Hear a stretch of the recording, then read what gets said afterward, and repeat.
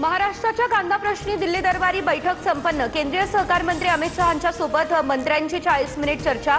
10 दिवसांमध्ये कांदा प्रश्नावर निर्णय देणार असल्याची माहिती।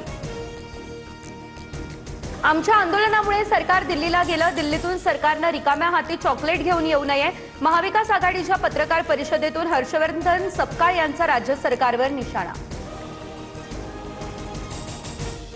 महागाई इंधन दरवाढी विरोधात दादरमध्ये काँग्रेसचं आंदोलन। दिल्लीतून शेतकऱ्यांसाठी पॅकेज आणा, अन्यथा राज्यात फिरूही देणार नाही, हर्षवर्धन सपकाळ यांचा इशारा। केंद्रीय निवडणूक आयोगाचा शेतकरी कर्जमाफीला हिरवा कंदील। 30 जूनपूर्वी कर्जमाफी मिळण्याचा मार्ग मोकळा। निवडणूक आयोगाकडून योजनेला मंजुरी। आचारसंहितेच्या अडथळ्यामुळे प्रक्रिया रखडण्याची शक्यता होती।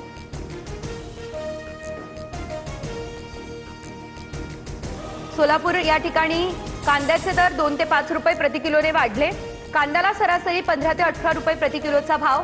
कांद्याचे दर हे काही प्रमाणात वाढले असले तरी देखील ते समाधानकारक नाही, अशी शेतकऱ्यांची भावना।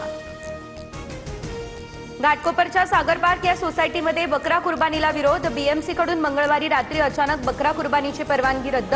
पालिकेने जागा द्यावी, तिथे आम्ही बकरा कुर्बानी करू, अशी नागरिकांची मागणी। किरीट सोमय्या घटनास्थळी पोहोचले।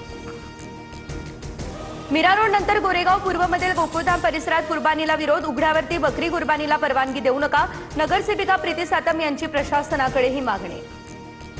नीट पेपरफुटी प्रकरणामध्ये डॉक्टर मनोज शिरुरेला 5 दिवसांची सीबीआय कोठडी, तर आरोपी शिवराज मोटेगावकर, प्रल्हाद कुलकर्णी यांना न्यायालयीन कोठडी। या प्रकरणामध्ये आतापर्यंत 13 जण अटकेत। केरळचे माजी मुख्यमंत्री विजयन यांच्या निवासस्थानाबाहेर राडा।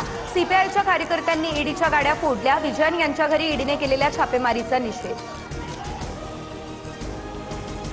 कर्नाटकमध्ये मुख्यमंत्री बदलणार असल्याची चर्चा। उपमुख्यमंत्री डीके शिवकुमार यांच्या नावाचा मुख्यमंत्री पदासाठी हायकमांडकडून विचार, तर विधानसभेत राहायचं की राज्यसभेत जायचं हा निर्णय स्वतः मुख्यमंत्री सिद्धरामय्या घेणार, अशी सूत्रांची माहिती।